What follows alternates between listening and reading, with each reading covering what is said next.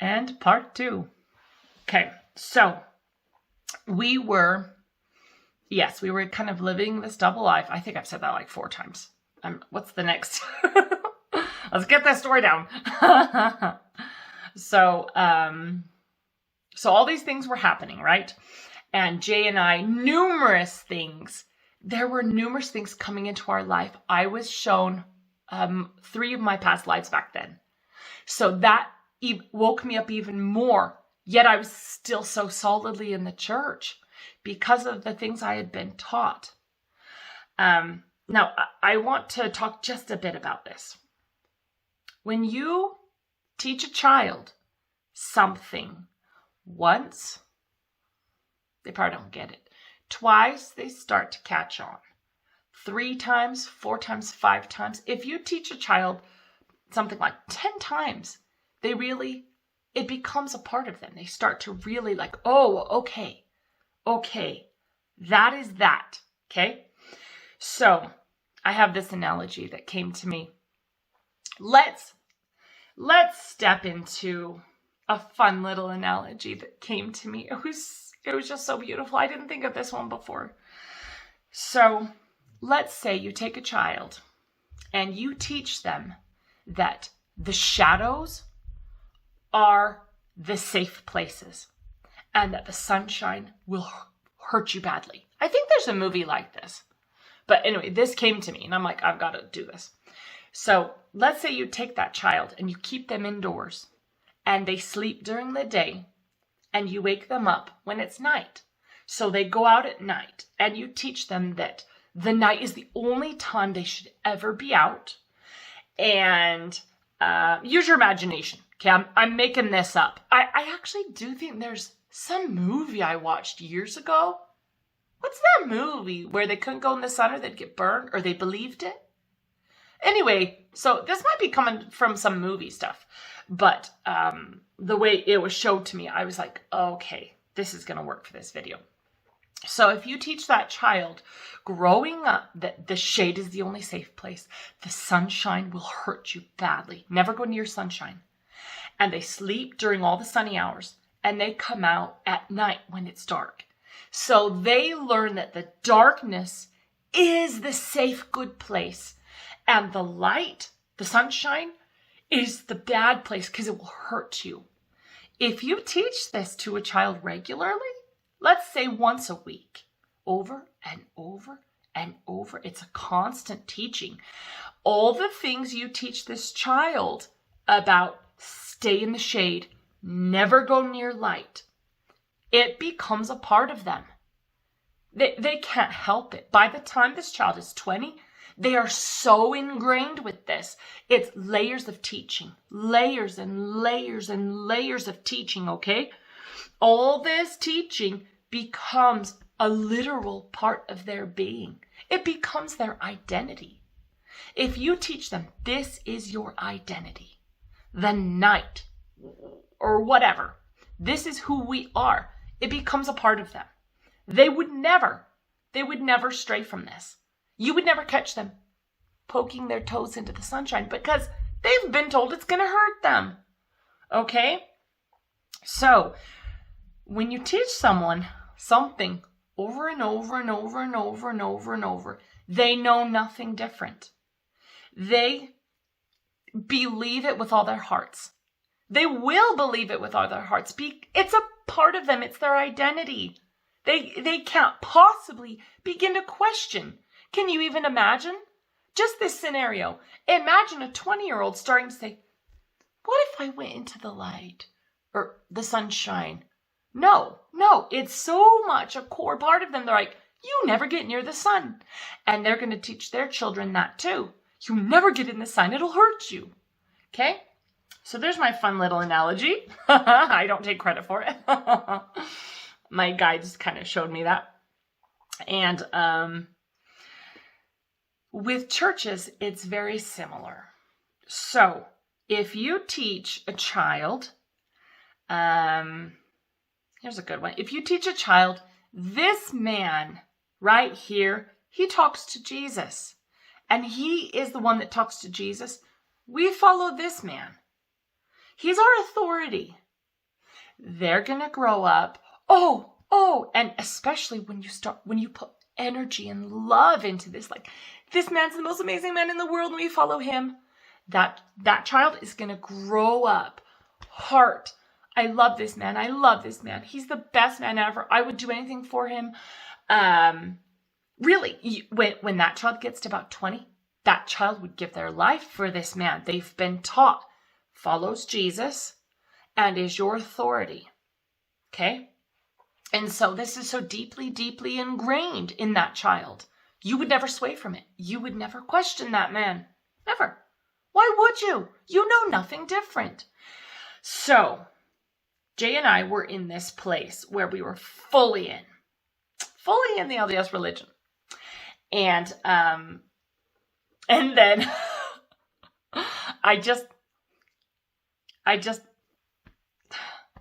thankfully I listened to my guides, and I listened to the guidance coming through that said, Karen, do a 10-day fast. If you haven't seen my fasting video, I tell the whole story of my fasts. Well, I did these extended fasts. Like I said, I did 7, 7, 7. I did 9. I did 11. I did all these fasts within about a year and a half-ish. And it opened up. And it actually, it's going to sound weird, but it like cut through. So imagine all these layers of the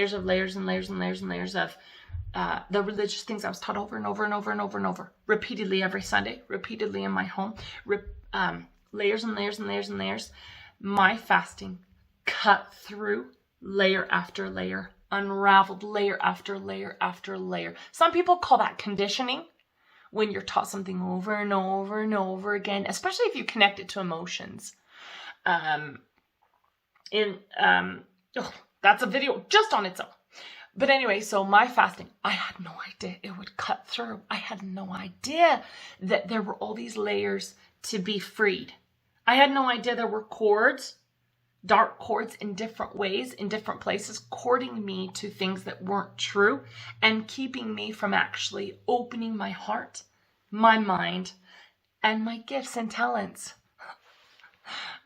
My gifts and talents to be able to tap into so much. You guys, one of the reasons why I'm sharing this, I know I'm going to get ridiculed by the LDS people. I know so many people will shove these videos away. They will say, she is teaching false doctrine. Get away from her videos. I know, I already see on an energetic level the ridicule. I feel it. So when people think negative thoughts about somebody, it kind of creates a bit of a storm, an energetic storm. And if there's enough negative thoughts towards somebody, this energetic storm reaches them. And if they're not connected, they might just wonder, why am I getting sick? Why is my back hurting? Why do I feel angry all of a sudden? They have no idea what's going on. But I can feel some of the things people are like saying about me and the negative energies kind of coming at me. They don't mean to be sending them, and I know it. I know it, and I love them, and I forgive them heartily because they have no idea what they're doing. But I have experienced some energetic backlash, some of their storms coming at me.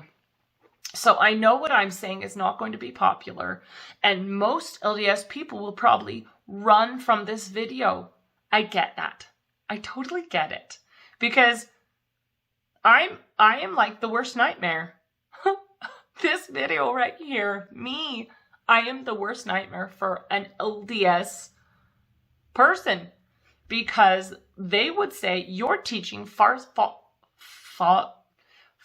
doctrine or heretical teachings, or she's apostate, or all these things that they might, do you know what I mean? I'm teaching totally against the teachings of the church. Yep. I'm sharing my experiences of being solidly in this church. And the fasts are what cleared this energy. They cleared the layers. They opened up. So I came out of these fasts seeing clearly, way more clearly. I didn't even know. I didn't even know that some of the things that I had been taught over and over and over and over and over growing up, I didn't know that they weren't true. Some of them. A lot of them are true. I will say that. There's a lot of amazing truths within this LDS church, in all Christianity. And I will say this, that most of the members are amazing. Most of the members are out of this world amazing. There are darkness at the top and pockets of darkness throughout, veins of darkness, you might say. And I don't want to be dramatic when I say darkness, because some people are like, oh, the dark is everywhere. Well, it is, but the light's way stronger. It's much stronger. So anyway, after my fasts, I started getting truths, boom, clear. So I started being so connected to my divines. I mean, they were talking to me as clear as I'm talking to you. I could hear it. I could see images in my mind. I could hear the words, like my senses, my vision, my feeling. I don't know how to say this. My heart was open to truth. So after these fasts, I started seeing things that were not true. So crystal clear.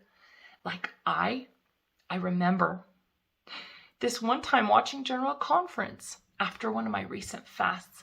I could see the things that weren't true, that they were teaching over the pulpit. It was so, well, it was awful.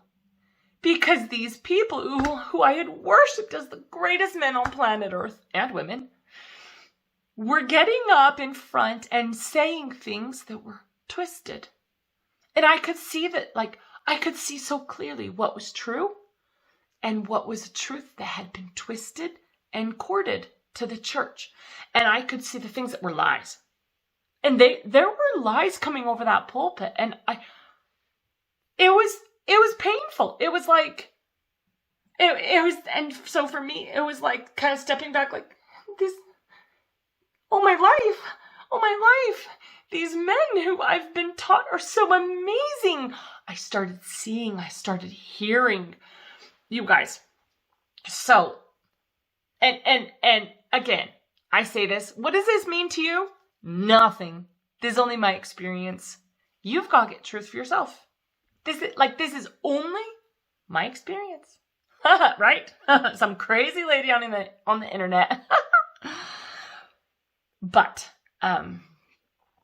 anyway, so I started feeling clearly, hearing, seeing. So, and there's like thousands of instances. This wasn't just a few things. I can't even begin to dredge up all these memories of seeing clearly and like seeing the things in the church that weren't true. Even in scripture, I would be reading in the scriptures and I could see the truth. I could see what wasn't true. I could it's like I was given this greater vision type picture of what I was reading. And you would not believe how many times I went to Jay. I'm like, Jay, this scripture is actually not true. This has been changed by men. It just, my gifts are still growing though. I'm not saying that every single gift I have is expanded to the max. No, it's just old me, like old Karen, LDS Karen, not fasted and not doing energy healing. The change from that old me to where I am now in spirituality. So okay, let me keep going with the journey. That's kind of a tangenty. I've done some tangenty stuff. So anyway, I could see clearly. I could see through. I could see through what was going on in the church. Numerous people were put in my path that I saw even more and more. And whatever I heard on the internet, whatever I saw anyone else say or do, I had to get truth for myself. There were multiple sources on the internet. I saw all these different things, but you can't just believe someone on the internet. So I would hear something and I would take it and get truth from divine. Okay. And that always comes within. At least with me. Okay, so your divine is inside your higher self, and then the divine speak within. So if you're connecting to God, it's going to come inside, okay? And that comes in so many different ways. Sometimes it's a full out visual. Sometimes it's words written across your mind. Sometimes it's a voice in your head as clear as day. Sometimes it's a feeling, a knowing, like just this powerful knowing, as if you just finished a whole book. You know, when you read a book and you're at the end and you shut the last page, you have that book in you and you have all the experiences from that book. That's what it's like, but faster. It's like a boom, like you just read a whole book and you have it in you of knowing, like, whoa. Okay, so there's so many different ways truth can come. But anyway, so I started seeing through what is going on in the LDS church. And it was kind of sad and kind of depressing. But I will say because of my fast, I was feeling so amazing. I was physically, mentally, emotionally, I had healed so much through dry fasting that I was like, I'm like skipping through life, guys. Like things just started manifesting into my life. These fasts were so powerful. I will say, Jay and I had already healed a lot of our own issues. Okay, so we'd already done a lot of energy healing. I had already cleared a lot, tons and tons of energy healing before I even did those fasts. And so quickly, before my eyes and powerfully within my heart, the things that aren't true in the LDS church unraveled. They unraveled, and I knew. And I didn't know what to do because it's a very closed system. And I knew if I came out, it would break my family's heart. It would cause all the members that know me to say, whoa, whoa, whoa, whoa, whoa, whoa, whoa. She's inactive. She's lost it. She's, I could not go to the temple at all. Like, I was shown all these things. I could not get a recommend. I wouldn't even try. I couldn't tell I couldn't tell, answer the questions. I would have to tell the truth. I couldn't lie. And the things I was shown and continue to be shown about the church and what's going on in spirit realm at the highest levels. And I'm not just talking about, well, that's another video, but what's going on energetically to the members, what's going on energetically and spiritually in the highest realms, as well as these veins throughout. It's not a pretty picture. So we have the spiritual side. Okay, Jay has his own journey. He did do a 7-day fast, and he did do a 5-day fast. Okay, so he's done a couple of extended fasts. He has his own journey. His was more rough because he started waking up in different ways, and it was hard for him to see. It was hard for him to see. He didn't want to accept things. Okay, it was actually easier for me to see. It was harder for me to break hearts of those that believe I was doing something wrong. And so Jay had a rougher journey. He got more depressed at seeing what's really going on. It's very depressing. Like if you're not in a more centered place, if you start to find out what's going on within the LDS church, like your foundation, if you've built your foundation on the church like good members should have, they say it's on Christ, but it's actually on the church. They say, oh, it's connected to Christ, but it's actually on the church. That's why it's It's extremely important if you are Christian, get to know Jesus himself. Get to know who's following him. Okay? Get to know the Savior yourself. And you can know who is following him and who is not. And you can start following your inner guidance. If you want to follow Jesus directly, you got to start hearing him clearly. Okay? So anyway, if your foundation is built on the church, like it's supposed to be, good members it should be, and you start to learn what's going on more, it starts to crumble. And a lot of people can't handle that. They can't handle, it's all they've ever known. They've lived their entire lives for this celestial kingdom that has been taught in the church. And it doesn't exist that way, guys. It doesn't exist. There is no paradise and prison. There isn't. And there's not 3 levels of glory. Yes, there are different levels of glory and different worlds at different levels of frequency, but you don't get sorted. You don't get sorted and you don't stay there. We've been here hundreds of times, most of us. And most of us have been on other worlds many times. Most of us have been other races besides humans. There is so much more that has been taught in churches, okay? If it's not your time to wake up, this video is not for you. Turn it off. I should have said that at the beginning. If it is your time to grow more, if there's something in this that struck a chord in you, something at all that's got wheels turning, you can't just listen to me and trust me or believe me or anything. I can't give you truth, but you can start taking your questions within, and divine guidance. They'll speak within. So anyway, well, here's another long one. I'm almost done. I'll just finish. This will be a little bit longer. So Jay and I could not stay. We could not stay. There are so many beautiful traditions in the LDS church.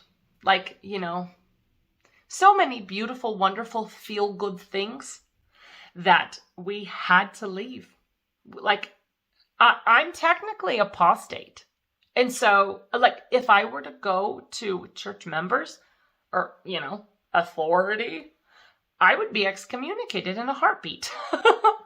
And so, we can't have anything to do with religion. All religions.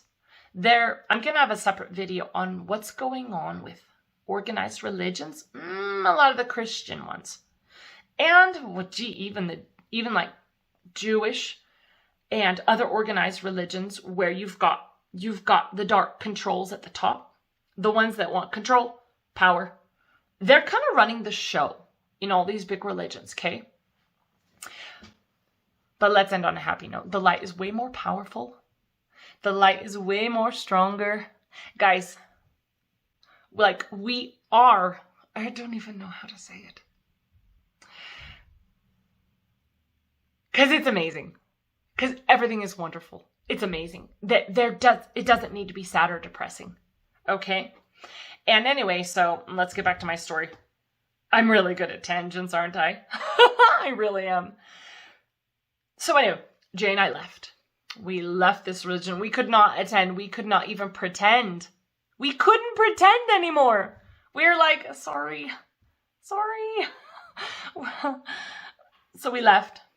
And we have been pursuing spirituality more and more. And even our energy healing. We've upped our game in energy healing. We're working on people every other night. We used to just kind of work on people as they came to us, but there are so many people being energetically drawn like magnets because their souls, though consciously they don't know, their souls are coming and saying, I need help. Please help me heal this issue or that issue. I've had people contacting me, even on Facebook or wherever, saying, please, can you help me with this issue? Can you help me with that issue? I'm struggling here. I need this, So right now, Jay and I have upped our game of healing. We're working on people every other night. If you have an issue that you feel like you really need help with, you can contact me on Facebook. We could probably work on you too. We have quite a few people we're working on right now, but we could probably squeeze you in if you really, really need it. I'm going to teach in videos how to heal yourself because you can do it. We all can. Anyway, so let's sum this whole, I've got this one's long too. Let's sum these videos up. So Jay and I, well, and we're talking about my journey too. We're in religion very much. 100%, 150%. I was very zealous in some ways. Jay was very zealous. I mean, he was like temple once a week, doing all the things our religion wanted us to do. And through our journey, we have made this transition to spirituality, which is beyond anything I ever knew was possible when we were in religion. We don't do religion anymore, but we're very, very spiritual people, okay? There's so much more to talk about, but that's this video. We are, yes, I've got more videos on specific areas within the organized Christianity religions, the major ones. I have run into a few, just a handful of really tiny ones that are actually enlightened. Like the leaders actually, I mean, these are small. I'm talking like 50 members or less. There's one that's like maybe 100 members in different places around the world where the people that started them are actually really connected. And they're not in it for power, for sucking members' energy, for money. They're not in it for that. They're actually in it to help expand souls, expand hearts, to heal people. Anyway, I'll have to do specific videos on that. This is really long. I'm looking, it's like 26 minutes already. Ah! All right, thank you. Beautiful, thank you.